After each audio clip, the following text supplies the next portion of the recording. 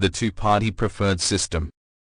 This is not meant for guidance and is only for theoretical, educational purposes, even though, based on my opinion on the state of the matter as I understand it to be at this point in time, our elections and our vote is our power. Not voting in protest is giving your vote away to people who may, or may not, create a vote for your name on the electoral roll, anyway. We cannot be sure of that anymore, with the creativity that is happening around the world. It is my understanding, at this point in time, that your number 1, 2, 3, and maybe more, votes are worth money to the candidates, whether they win or not. We the people can change this in a legal manner with this process or habit. It is my understanding that every square must contain a number, but not necessarily consecutive numbers. In the lower house, you could place your number 1 vote for the candidate you want, then count the squares or candidates, and number your last preference.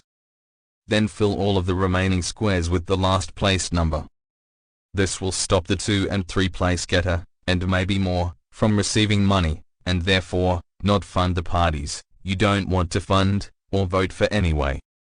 If done by the masses, 62% or more, this would also make our elections much cheaper. If this concept was to go one step further, and 62% of voters were to vote for the first independent on the ballot paper, this would smash the two-party preferred system in the lower house by filling it with independent members, who would then dismantle the system to never let parties regain their stronghold over we the people again. Would this work in the Senate?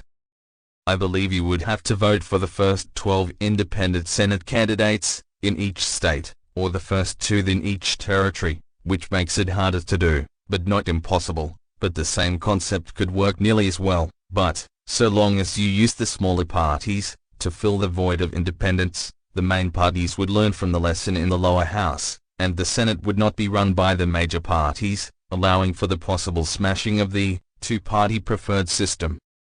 The lesson here is we need more independent Senate candidates to run for the Senate seats in each state and only 1 or 2 independents in each electorate in the lower house.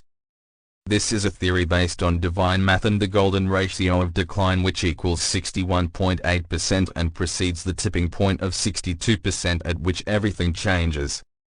The question is, do you want to make changes to our parliament, federal and state?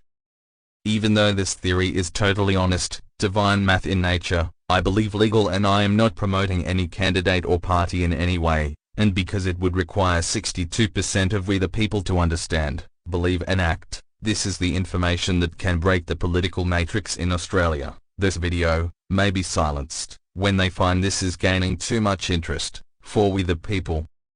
So please, like, subscribe and share, so you can hear this stuff before it disappears off YouTube.